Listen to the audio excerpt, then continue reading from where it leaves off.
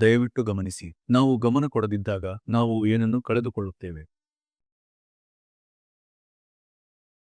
ಆಗ ಮಾತ್ರ ನಾವು ಗಮನದ ಮಹತ್ವವನ್ನು ಪ್ರಶಂಸಿಸಲು ಸಾಧ್ಯವಾಗುತ್ತದೆ. ಗಮನ ಮತ್ತು ಏಕಾಗ್ರತೆಯ ಬಗ್ಗೆ ಅನೇಕ ವೈಜ್ಞಾನಿಕ ಅಧ್ಯಯನಗಳು ನಡೆದಿವೆ. ನಾವು ಎಚ್ಚರವಾಗಿರುವ ಸಮಯದಲ್ಲಿ 47% ನಮ್ಮ ಗಮನವನ್ನು ವಿಮರ್ಶಿಸುವುದು, ಕನಸು ಕಾಣುವುದು, ಭೂತಕಾಲದ ಬಗ್ಗೆ ಯೋಚಿಸುವುದು, ಭವಿಷ್ಯದ ಬಗ್ಗೆ ಚಿಂತಿಸುವುದು ಇವುಗಳಲ್ಲೇ ಕಳೆಯುತ್ತೇವೆ. ಕೈಯಲ್ಲಿರುವ ಕೆಲಸದ ಮೇಲೆ ವಾಸ್ತವವಾಗಿ ಕೇಂದ್ರೀಕರಿಸುವ ಬದಲು ಈ ರೀತಿ ಮಾಡುತ್ತೇವೆ.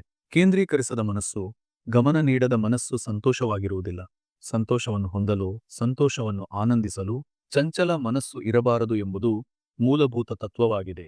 ನಿಮ್ಮ ಮನಸ್ಸನ್ನು ನಿಯಂತ್ರಿಸಲು ಸಾಧ್ಯವಾದಾಗ ಮಾತ್ರ ಈ ಕೇಂದ್ರೀಕೃತ ಮನಸ್ಸು ಸಾಧ್ಯವಾಗುತ್ತದೆ. ನಾವು ಜಿಮ್ಗೆ ಹೋಗಿ ನಿಯಮಿತವಾಗಿ ವ್ಯಾಯಾಮ ಮಾಡುವ ಮೂಲಕ ಹೇಗೆ ಸ್ನಾಯುಗಳನ್ನು ಅಭಿವೃದ್ಧಿಪಡಿಸುತ್ತೇವೆಯೋ ಅದೇ ರೀತಿ ಧ್ಯಾನ ಎಂಬ ಸರಿಯಾದ ಮೆದುಳಿನ ಜಿಮ್ ಮೂಲಕ ಈ ಮನಸ್ಸು ನಿಯಂತ್ರಿಸಲ್ಪಡುತ್ತದೆ ಮತ್ತು ಧ್ಯಾನ ಮಾಡುವ ಜನರ ಗಮನವು ಅಗತ್ಯವಾದ ವಿಷಯಗಳ ಮೇಲೆ ಹೆಚ್ಚು ಕೇಂದ್ರೀಕೃತವಾಗಿರುತ್ತದೆ ಎಂದು ಸಹ ಕಂಡುಬಂದಿದೆ. ಈ ಧ್ಯಾನದ ಪ್ರಕ್ರಿಯೆಯಲ್ಲಿ ಅನಿವಾರ್ಯವಲ್ಲದ ವಿಷಯಗಳು ಶೋಧಿಸಲ್ಪಡುತ್ತವೆ. ಅಲೆದಾಡುವ ಮನಸ್ಸು ಒಂದು ಅಸ್ತವ್ಯಸ್ತವಾದ ಮನಸ್ಸು. ಅಸ್ತವ್ಯಸ್ತವಾದ ಮನಸ್ಸು ಸಾಮರಸ್ಯರಹಿತ ಸ್ಥಿತಿ. ನಿಮ್ಮೊಳಗೆ ನೀವೇ ಸಾಮರಸ್ಯದಿಂದ ಇಲ್ಲದಿದ್ದರೆ ನೀವು ಎಂದಿಗೂ ಸಂತೋಷವನ್ನು ಆನಂದಿಸಲು ಸಾಧ್ಯವಿಲ್ಲ. ಈ ಆಲೋಚನೆಗಳನ್ನು ನಾನು ಸಸ್ಯಗಳು ಮತ್ತು ಬೀಜಗಳೊಂದಿಗೆ ಹೋಲಿಸಲು ಇಷ್ಟಪಡುತ್ತೇನೆ. ಒಬ್ಬ ನುರಿತ ತೋಟಗಾರ ಮತ್ತು ಒಬ್ಬ ಸಾಮಾನ್ಯ ವ್ಯಕ್ತಿ ಅವರು ಹೇಗೆ ತಮ್ಮ ತೋಟಗಾರಿಕೆ ಮಾಡುತ್ತಾರೆ. ನುರಿತ ತೋಟಗಾರನು ಸರಿಯಾದ ಬೀಜಗಳನ್ನು ಸರಿಯಾದ ಸ್ಥಳದಲ್ಲಿ ಸರಿಯಾದ ಋತುವಿನಲ್ಲಿ ಬಿತ್ತುತ್ತಾನೆ. ಅವನು ಅವ್ಯವಸ್ಥಿತವಾಗಿರುವುದಿಲ್ಲ. ಪ್ರಕೃತಿಯಲ್ಲಿ ಇದು ಡಿಫಾಲ್ಟ್ ನೆಟ್ವರ್ಕ್ ರೀತಿಯ ವಿಷಯವಾಗಿದೆ ನೋಡಿ. ಕಾಡಿನಲ್ಲಿ ಎಲ್ಲವೂ ಎಲ್ಲೆಡೆ ಬೆಳೆಯುತ್ತದೆ.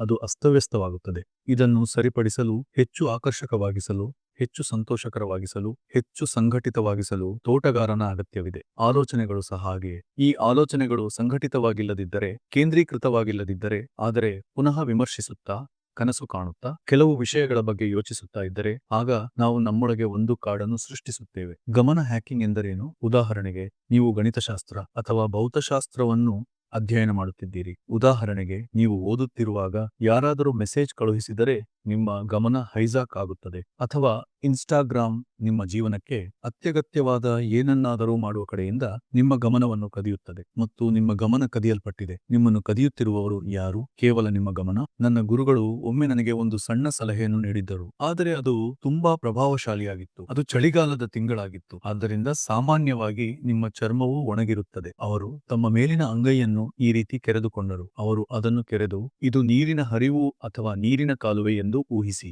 ಎಂದರು. ನಾನು ಸರಿ ಮಾಸ್ಟರ್ ಎಂದೆ. ನಂತರ ಅವರು ಇನ್ನೊಂದು ಗೆರೆ ಎಳೆದು, ಊಹಿಸಿ, ಇದು ಅದರಿಂದ ಬರುವ ಎರಡನೇ ಕಾಲುವೆ, ನಿಮಗೆ ಅರ್ಥವಾಯಿತೆ ಎಂದರು. ನಾನು ಇಲ್ಲ ಮಾಸ್ಟರ್ ಎಂದೆ. ಅವರು ನೋಡಿ, 50% ಶಕ್ತಿ ಕಡಿಮೆಯಾಗಿದೆ ಎಂದರು. ನಂತರ ಅವರು ಮತ್ತೆ ಕೆರೆದು ಮೂರನೇ ಕಾಲುವೆಯನ್ನು ರಚಿಸಿದರು ಮತ್ತು ಈಗ ನೋಡಿ, ಈಗ ನಿಮಗೆ ಅರ್ಥವಾಯಿತೆ ಎಂದರು. ಹೌದು ಮಾಸ್ಟರ್, ಈಗ ಶಕ್ತಿ ಮೂರನೇ ಒಂದು ಭಾಗದಷ್ಟಿದೆ ಎಂದೆ. ಈಗ ನಿಮಗೆ ಸಿಕ್ಕಿತು ಎಂದರು. ಹೌದು ಮಾಸ್ಟರ್ ಎಂದೆ. ಕೇಂದ್ರೀಕರಣವು ಅಂತಹ ಶಕ್ತಿಯುತ ವಿಷಯ. ಕೇಂದ್ರೀಕರಣವಿಲ್ಲದೆ ನೀವು ಏನನ್ನೂ ಕಲಿಯುವುದಿಲ್ಲ. ಗಮನವಿಲ್ಲದ ಮನಸ್ಸು ಶಿಸ್ತುಬದ್ಧವಲ್ಲ. ಶಿಸ್ತುಬದ್ಧವಲ್ಲದ ಮನಸ್ಸು ಜೀವನದಲ್ಲಿ ಎಂದಿಗೂ ಹೊಸ ವಿಷಯಗಳನ್ನು ಕಲಿಯಲು ಸಾಧ್ಯವಿಲ್ಲ.